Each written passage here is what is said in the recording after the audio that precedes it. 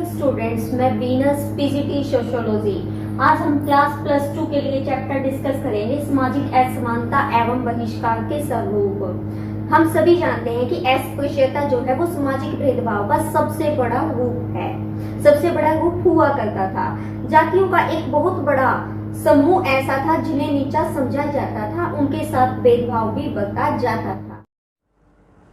जनजाति की श्रेणी की तरह अन्य पिछड़े वर्ग के नाम से भी इन लोगों को जाना जाता था। ये लोग भी पिछड़े हुए माने जाते थे। वे तो जाति कर्म में अगड़ी कहे जाने वाली, ये लोग जो थे वो जाति कर्म में अगड़ी मतलब बड़ी जाति कहे जाने वाली जाति का ही हिस्सा थे, और ना ही ये निम्नतम सोपान पर आते थे, मतलब नीचे वाले हिस्से पर नहीं आते थे जातीय सोपान के ये।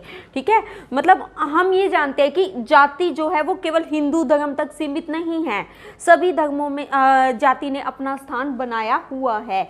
परंतु इन्हीं जातियों के अंदर जो कारीगर और शिल्पी लोग हैं उनको अन्य पिछड़े वर्ग में शामिल किया गया। ये सब जातियां जो है वो केवल हिंदू धर्म तक सीमित नहीं है, ये सभी धर्मों में पाई जाती है। जवाहरलाल नेहरू के प्रधानमंत्री बनते ही जब स्वतंत्र भारत में पहली सरकार बनी तो पिछड़े वर्ग के कल्याण के लिए उपाय सुझाने हेतु एक आयोग का गठन किया गया, जिसके अध्यक्ष थे काका काकेलकर आयोग का गठन स्वतंत्र भारत में किया गया। काका काकेलकर की मध्यस्थता में नियुक्त जो प्रथम पिछड़े वर्ग आयोग था उसने 1953 में अपनी रिपोर्ट प्रस्तुत की थी, 1953 में। परंतु उस समय के राजनीतिक वातावरण को देखते हुए उस रिपोर्ट को पूरी तरह से ठंडे बस्ते में डाल दिया गया, मीन्स उस रिपोर्ट को नहीं माना गया और इस मामले पर कुछ समय के लिए चुप्पी साध ली गई। परंतु उसके बाद एक दशक के बाद यह मुद्दा फिर से उठा। इस मुद्दे के फिर से उठने के बाद एक दूसरे आयोग का गठन किया गया और उस पर विचार किया गया। इस आयोग को बीपी मंडल के आयोग के नाम से जाना जाता था, मतलब बीपी मंडल इस आयोग के अध्यक्ष हुआ करते थे। 1978 में मंडल आयोग का गठन किया गया। आयोग जिसका गठन हुआ 20 सितंबर 1978 को, बीपी मंडल इसके अध्यक्ष हुआ करते थे, इसीलिए इसे मंडल आयोग के नाम से जाना जाता था।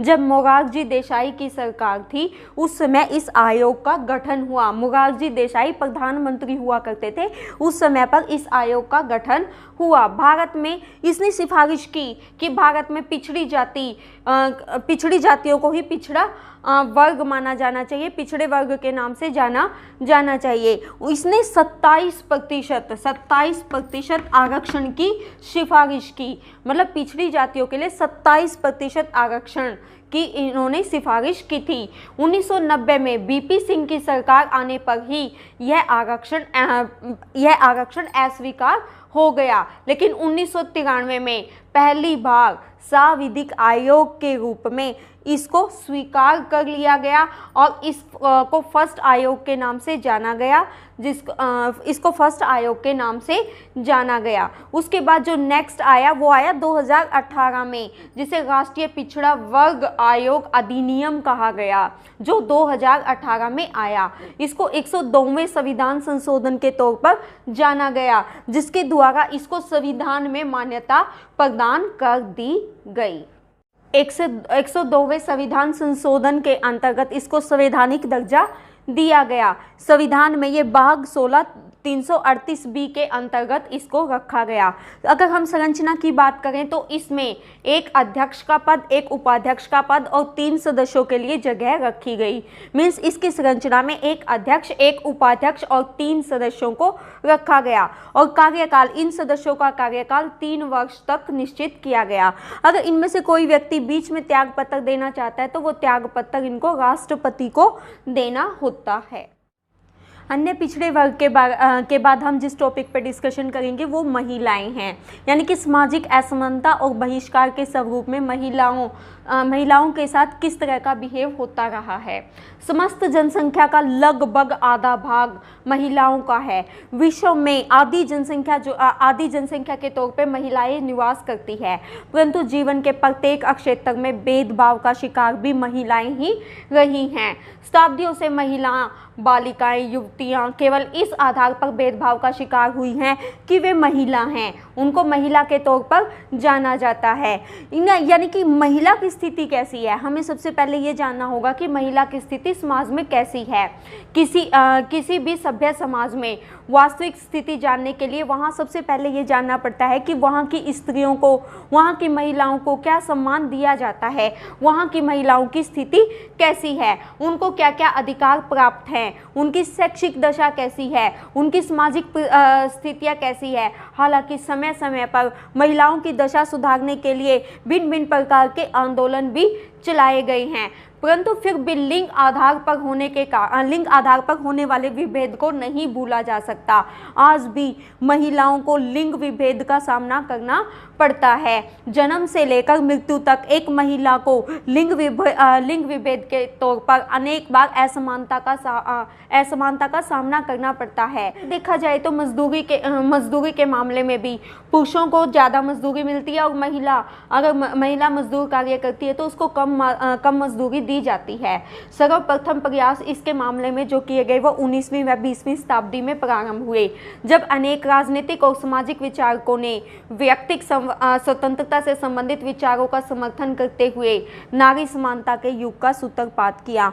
मीन्स अनेक समाज सुधारक नारी के फेवर में आगे बढ़ते हुए नारी के लिए बोलने लगे, उसके बराबर अधिकारों के लिए आवाज़ उठाने लगे। जब ब्रिटेन जैसे देश में लोकतांत्रिक संस्थाओं की स्थापना होने लगी, ब्रिटेन जिसने एक लंबे अरसे तक भारत पर राज किया, उस जैसे देश में लोकतांत्रिक संस्थाओं की स्थापना होने लगी, महिलाओं को बराबर का अधिकार मिलने लगा, तो विश्व के अन्य देशों में तो उसका अनुसरण होना ही था। इसी के साथ समाज सुधारकों ने बाल विवाह, कम आयु में शादी किए जाने, सती प्रथा, एक से अधिक पत्नियां रखने, ठीक है, और बालिका शिशुओं के पैदा होते ही मार दिए जाने जैसी समस्याओं या कुरीतियों के खिलाफ अपनी आवाज़ उठाई। महिलाओं के खिलाफ होने वाले सभी असमानताओं के खिलाफ उन्होंने अपनी आवाज़ उठाई, जिससे महिलाओं को बराबरी का या समानता का दर्जा प्राप्त होने लगा। उन्हें भी सभी संस्थाओं में बराबरी का दर्जा दिया जाने लगा। महिला आरक्षण लागू हुआ। नेक्स्ट क्वेश्चन उठता है कि क्या लिंग आधारित भेदभाव जैविक है या सामाजिक। जैविक मीन्स जन्म से है या सामाजिक है, ये मतलब लिंग आधारित भेदभाव जैविक है या सामाजिक। स्त्री व पुरुष के बीच पाए जाने वाले जैविक व शारीरिक भेद को प्राय लिंग असमानता का प्राकृतिक कारण माना जाता है। मीन्स लिंग असमानता के कारण ही वुमेन से जो है यहाँ पर भेदभाव किया जाता है, जबकि दुनिया व देश में ऐसे काफ़ी समाज हैं जहाँ परिवारों में महिलाओं की सत्ता व्याप्त है और संपत्ति पर भी उनका हक माना जाता है। अगर देखा जाए तो उदाहरण के तौर पर हम ले सकते हैं केरल के नायर परिवार, मेघालय के खासी परिवार, जहां पर मातृवंशीय या मातृस्थात्मक परंपरा पाई जाती है, जिनके अंतर्गत परिवार की मुखिया जो है वो महिला है। सभी प्रकार के कार्य महिलाएं निपटाती हैं। अतः यह कहना बिल्कुल ही न्याय संगत होगा कि स्त्री पुरुष के बीच जो असमानता के निर्धारण के कारक हैं वो जैविक हैं। ये सिर्फ कुछ शरारती तत्वों की इसमें कोई भी भूमिका नहीं है, ये सब कुछ सामाजिक है। यानी कि हम ये कह सकते हैं कि केरल के नायर परिवारों में व मेघालय के खासी परिवारों में मातृवंशीय या मातृस्थात्मक परंपरा पाई जाती है, जिसके अंतर्गत परिवार की मुखिया महिला होती है और वही घर के सभी प्रमुख कार्यों को निपटाती है, एक मुखिया के तौर पर वो कार्य करती है। यानी कि इसकी जैविक और शारीरिक तत्वों की कोई भी भूमिका इसमें नहीं पाई जाती, केवल सामाजिक तत्व ही असमानता को तय करते हैं। नेक्स्ट आता है हमारा समाज सुधार आंदोलन। समाज सुधार आंदोलन, महिला सुधार आंदोलन जो चलाए गए थे। देखो 19वीं शताब्दी में 19वीं शताब्दी में जब लोगों को पता चला कि भाई स्त्री और पुरुष दोनों समान होती हैं, तो 19वीं शताब्दी के आरंभिक वर्षों में भारत में नव जागरण का आरंभ हुआ था। 19वीं शताब्दी के आरंभिक वर्षों में भारत में नव जागरण का आरंभ हुआ।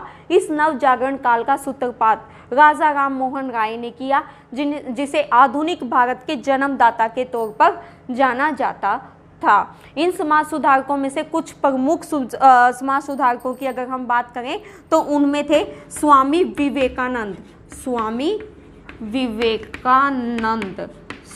विवेकानंद, जिन्होंने रामकृष्ण मिशन की स्थापना की। 1899 में इन्होंने रामकृष्ण मिशन की स्थापना की। जो स्वामी विवेकानंद थे वो अस्पृश्यता के घोर विरोधी थे। सामाजिक भेदभाव और छुआछूत को वो बहुत बुरा मानते थे। विश्व बंधुत्व का उन्होंने उपदेश संसार को दिया। मीन्स अस्पृश्यता के घोर विरोधी थे, सामाजिक भेदभाव और छुआछूत के बिल्कुल बुरा मानते थे और विश्व बंधुत्व का उपदेश उन्होंने दिया। रामकृष्ण मिशन ने भारत में सामाजिक सेवा, बाढ़ पीड़ितों की सहायता, उसके अलावा दान कार्य, शिक्षा, चिकित्सा, अनाथालय, स्कूल, कॉलेज आदि अनेक संस्थाओं का संचालन स्वामी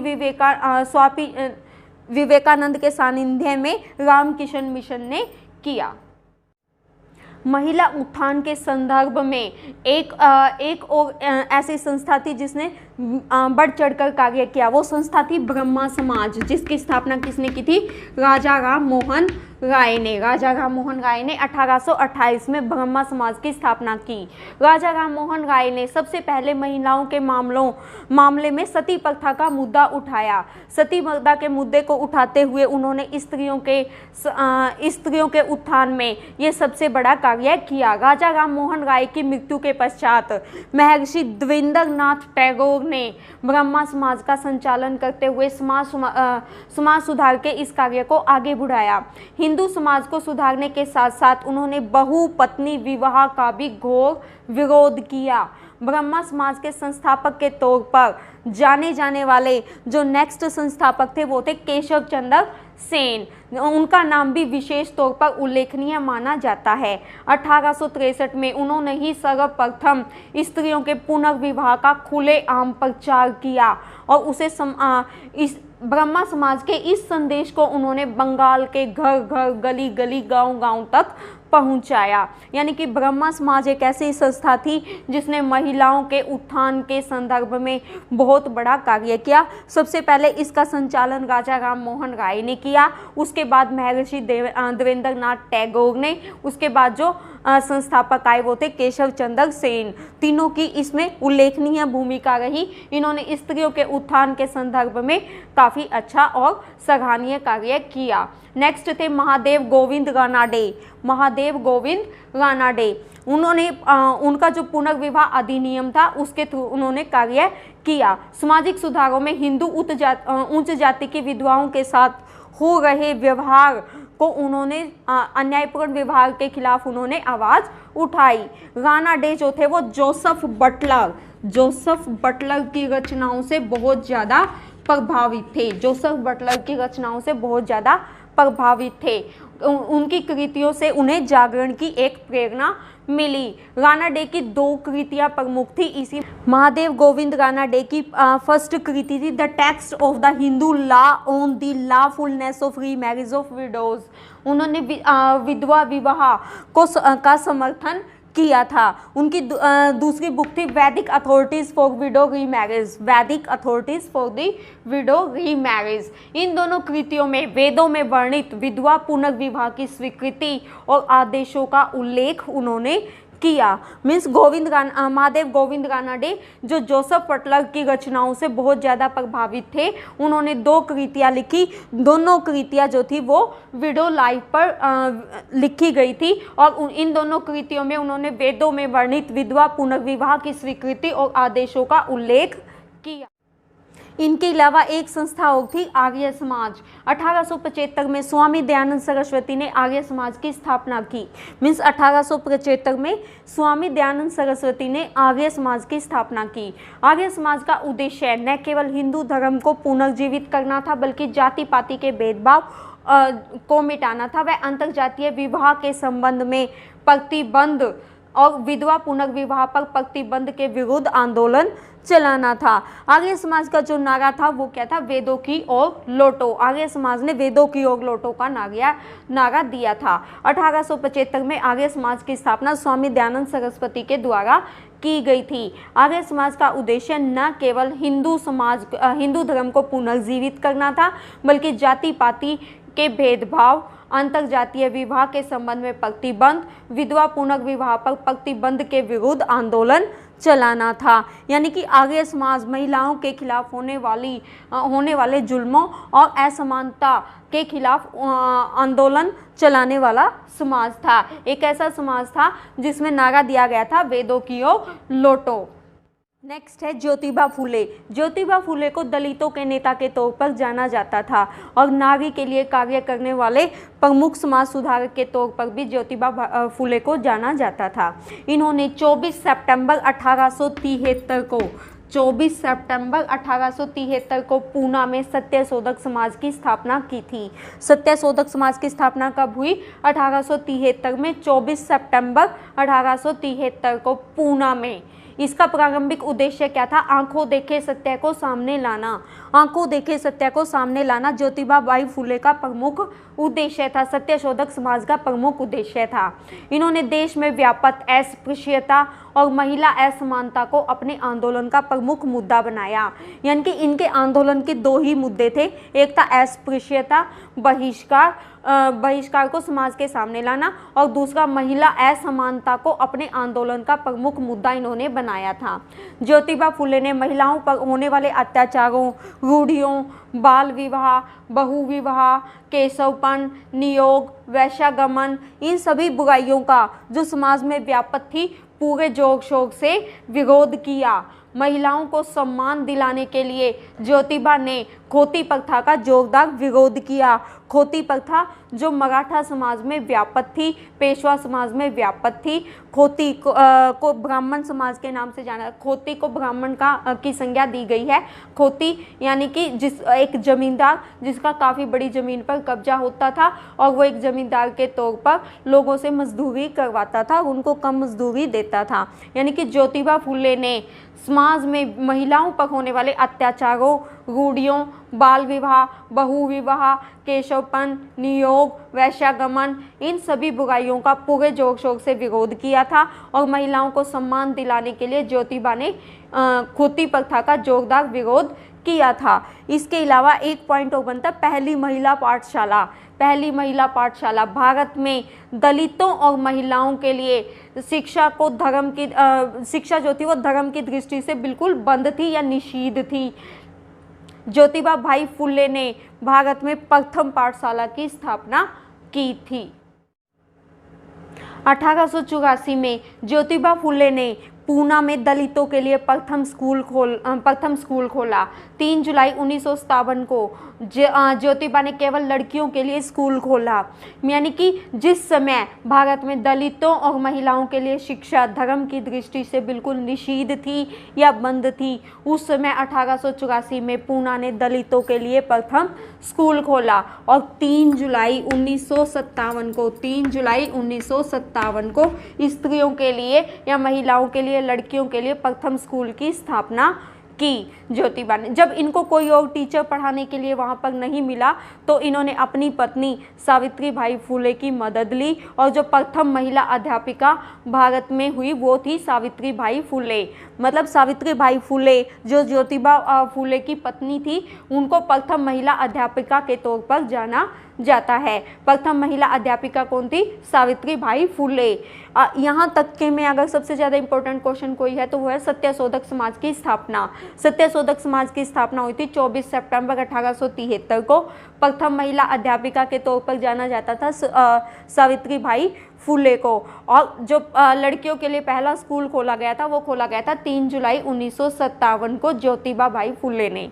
ठीक है, मतलब जिस समय लड़कियों का पढ़ना बिल्कुल नामुमकिन था उस समय स्त्रियों के लिए या लड़कियों के लिए स्कूल खोला गया। इसके बाद नेक्स्ट है अहमदिया समाज।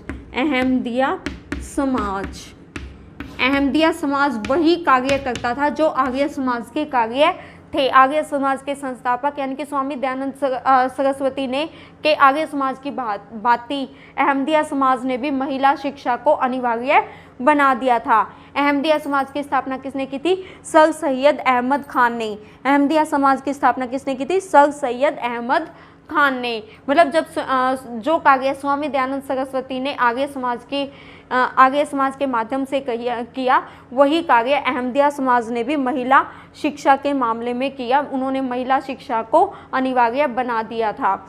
अब तक हमने देखा कि काफ़ी पुरुष समाज सुधारक ही हमारे सामने आए, परंतु अधिकांश समाज सुधार आंदोलनों का नेतृत्व पुरुष नेताओं या समाज सुधारकों ने ही किया है, परंतु महिलाएं भी इसमें कहीं भी पीछे नहीं रही। महिलाओं ने भी इसमें इन आंदोलनों में बढ़ चढ़कर भाग लिया।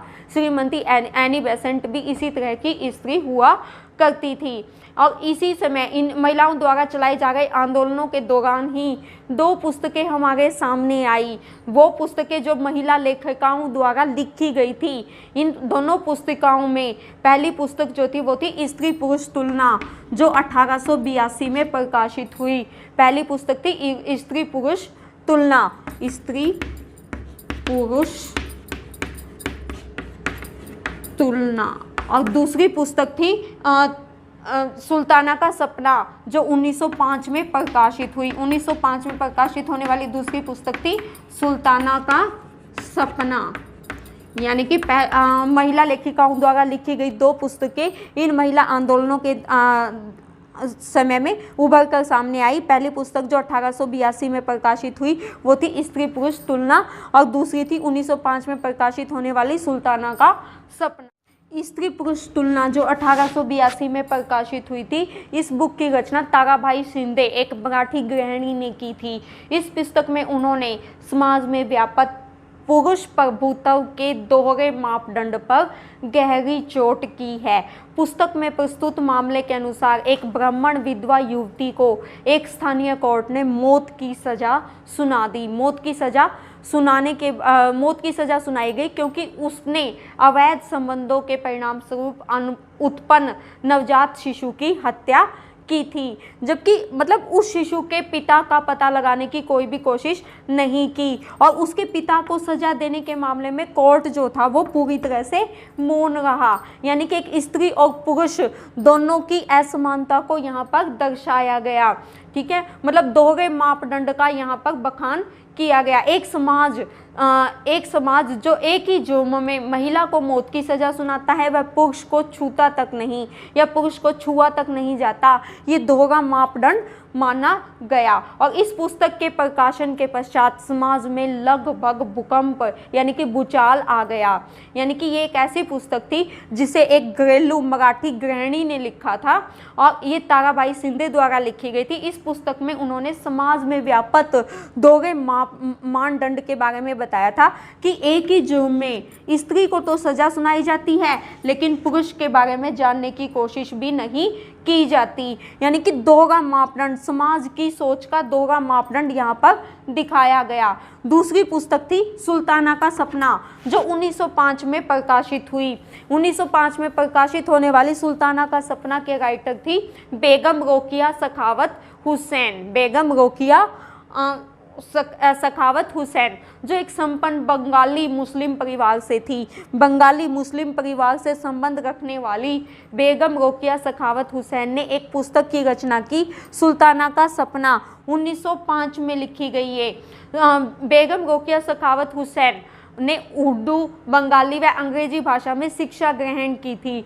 उस समय जब महिलाओं के लिए शिक्षा ग्रहण करना सिर्फ एक सपना हुआ करता था, उस समय उन्होंने उर्दू, बंगाली, अंग्रेजी भाषा में शिक्षा ग्रहण की थी।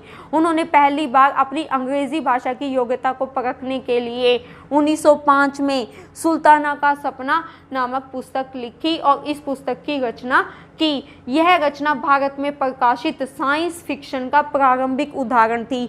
यानी कि साइंस फिक्शन में अगर कोई पुस्तक प्रारंभिक तौर पर जानी गई तो वो थी सुल्ताना का सपना। अपनी इस पुस्तक के कारण वे विश्व भर की पहली महिला लेखिका के रूप में जानी गई। पूरे संसार में उनको पहली महिला लेखिका के रूप में जाना गया। ख्वाब या सपने में सुल्ताना नाम का एक चरित्र एक जादुई दुनिया में प्रवेश करता है। वहाँ पर उसे लोगों की भूमिकाएं बदली हुई नजर आती है। कभी पुरुष घरेलू कार्यों में लगे हुए हैं, वह महिलाएं विभिन्न प्रकार की साइंस खोजों में व्यस्त हैं। यानी कि पुरुष जो हैं वो घरेलू कार्य करते हैं, वह घूंघट को ओढ़े हुए पर्दे के पीछे हैं, और जबकि महिलाएं विभिन्न प्रकार की साइंस खोजों में व्यापक हैं। वे देखती हैं इस सपने में वे देखती हैं सपने के माध्यम से कि एक महिला जो आसमान में बादलों में छेद करके बारिश करवाना चाहती है, तो दूसरी महिला उड़ने के लिए एक हेलीकॉप्टर का निर्माण करती है या एक हवाई जहाज का निर्माण करती है। इस तरह से सुल्ताना का सपना जो थी वो एक साइंस फिक्शन थी जो 1905 में प्रकाशित हुई थी, और ये अंग्रेजी भाषा की अपनी ज्ञान को परखने के लिए उन्होंने इस पुस्तक को लिखा था। लेखिका ने अपनी इस पुस्तक में सपने के माध्यम से महिलाओं के गुणों और उनकी क्षमताओं को उजागर करने के साथ साथ समाज में महिलाओं को पुरुषों से ऊंचा दर्जा दिलाने की कोशिश की है। उसके बाद नेक्स्ट टॉपिक है महिलाओं में ही स्वतंत्रता के पश्चात महिला विधेयक। स्वतंत्रता के पश्चात विधायी उपायों द्वारा महिलाओं की परंपरागत दुर्दशा को सुधारने और उन्हें समाज की मुख्य धारा में सम्मिलित करने के अनेक प्रयास किए गए। इनमें कुछ अधिनियम लाए गए, जैसे हिंदू विवाह अधिनियम जो 1955 में पास हुआ। हिंदू विवाह अधिनियम जो 1955 में पास हुआ। समान पारिश्रमिक ये 1976 में पास हुआ। समान पारिश्रमिक 1976 में पास हुआ। दहेज निषेध कानून 1986 में पास हुआ। दहेज निषेध कानून 1986 में पास हुआ। 1990 का दशक जो था वो महिला सशक्तिकरण पर आधारित था, यानी कि महिला की भूमिका समाज में सशक्त बनाने पर था। 21वीं शताब्दी में नारी उत्थान के मामलों में सर्वाधिक बहस महिला आरक्षण विधेयक को लेकर हुई है। महिला आरक्षण विधेयक को लेकर सबसे ज़्यादा बहस 21वीं शताब्दी में हुई है। इसके अंतर्गत महिलाओं को विधानसभा, लोकसभा, ग्राम पंचायतों आदि राजनीतिक संस्थाओं में 33% प्रतिनिधित्व देने का प्रस्ताव है। यानी कि इसके अंतर्गत महिलाओं को विधानसभा, लोकसभा, ग्राम पंचायत आदि राजनीतिक संस्थाओं में 33% प्रतिनिधित्व यानी कि आरक्षण दिया गया है। अपनी इस पुस्तक में सपने के माध्यम से महिलाओं के गुणों और उनकी क्षमताओं को उजागर करने के साथ साथ समाज में महिलाओं को पुरुषों से ऊंचा दर्जा दिलाने की कोशिश की है। उसके बाद नेक्स्ट टॉपिक है महिलाओं में ही स्वतंत्रता के पश्चात महिला विधेयक। स्वतंत्रता के पश्चात विधायी उपायों द्वारा महिलाओं की परंपरागत दुर्दशा को सुधारने और उन्हें समाज की मुख्य धारा में सम्मिलित करने के अनेक प्रयास किए गए। इनमें कुछ अधिनियम लाए गए, जैसे हिंदू विवाह अधिनियम जो 1955 में पास हुआ। हिंदू विवाह अधिनियम जो 1955 में पास हुआ। समान पारिश्रमिक ये 1976 में पास हुआ। समान पारिश्रमिक 1976 में पास हुआ। दहेज निषेध कानून 1986 में पास हुआ। दहेज निषेध कानून 1986 में पास हुआ। 1990 का दशक जो था वो महिला सशक्तिकरण पर आधारित था, यानी कि महिला की भूमिका समाज में सशक्त बनाने पर था। 21वीं शताब्दी में नारी उत्थान के मामलों में सर्वाधिक बहस महिला आरक्षण विधेयक को लेकर हुई है। महिला आरक्षण विधेयक को लेकर सबसे ज़्यादा बहस 21वीं शताब्दी में हुई है। इसके अंतर्गत महिलाओं को विधानसभा, लोकसभा, ग्राम पंचायतों आदि राजनीतिक संस्थाओं में 33% प्रतिनिधित्व देने का प्रस्ताव है।